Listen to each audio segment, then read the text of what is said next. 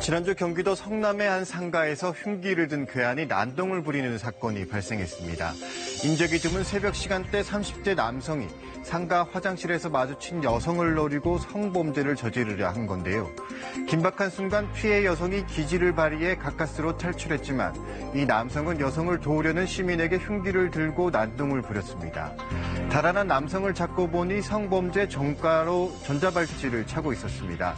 실시간으로 이 남성의 위치가 전송됐지만 사전에 범행 시도를 막기에는 역부족이었습니다. 사건의 전말을 따라가 보겠습니다.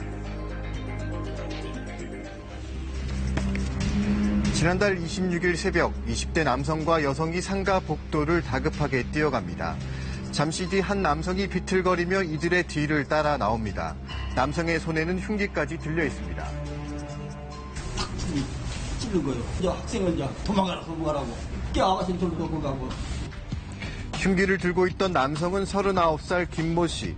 달아나던 사람들과는 전혀 모르던 사이였습니다. 사건이 시작된 건 그날 새벽 4시 40분쯤.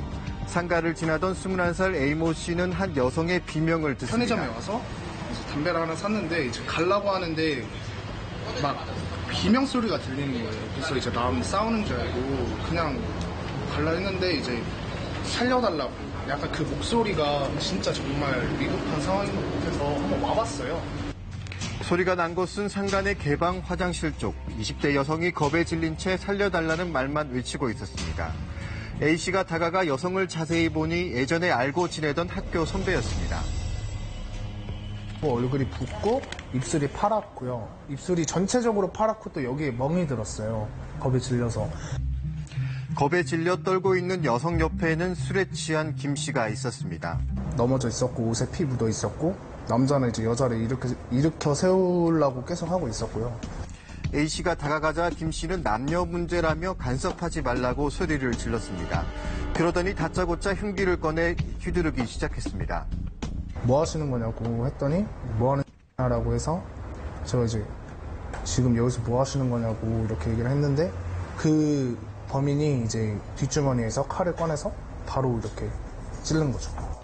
급하게 여성을 피신시킨 뒤 김 씨를 제지하려다 A씨는 결국 흉기에 찔리고 맙니다. 천만다행으로 부상 정도가 비교적 크지 않았지만 문제는 여기서 끝나지 않았습니다.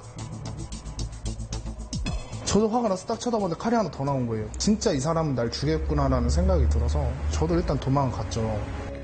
A씨는 피해 여성을 데리고 인근 편의점으로 몸을 피했고 신고를 받은 경찰이 도착했습니다.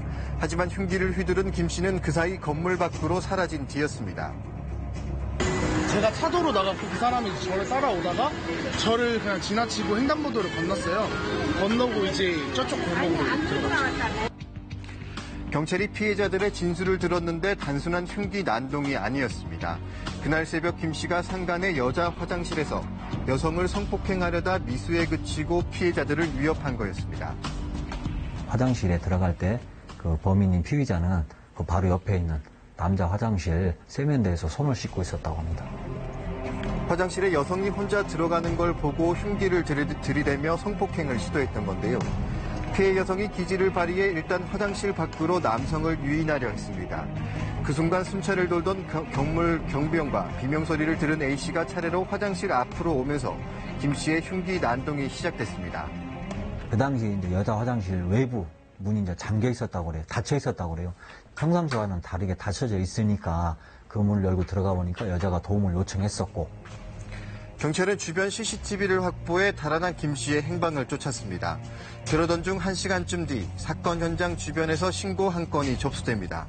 그 사건 발생 후 1시간 정도 후에 현장에서 한 300m 떨어진 그 주택 앞에 피가 많이 흘려 있다는 신고가 접수됐어요. 사건 현장에서 멀지 않은 한 주택 앞에 수상한 혈흔이 묻어 있다는 신고였습니다. 경찰이 찾던 김 씨가 바로 그 집에 있었습니다. 경찰은 집안에서 술에 취해 있던 김 씨를 긴급 체포합니다. 김 씨는 2007년 특수강도 강간죄로 6년을 복역하고 출소한 뒤 전자발찌를 부착한 상태였습니다. 피의자를 긴급체포 당시에 전자발찌 착용 대상자라는 걸 알았고요. 성폭력 사건으로 이제 구속돼서 그 6년형을 받고 이제 복역하다가 만기 출소한 다음에 2013년 6월에 출소를 해서 전자발찌를 착용을 했고요. 전자발찌를 부착하고 새벽 시간대 성범죄를 저지르려 한 것도 모자라 흉기까지 휘둘렀는데 사전에 아무런 조치가 없었습니다. 전자발찌 부착 대상자 중 일부는 야간 외출과 특정 장소 접근이 금지되기도 하지만 김 씨는 그런 대상이 아니었습니다.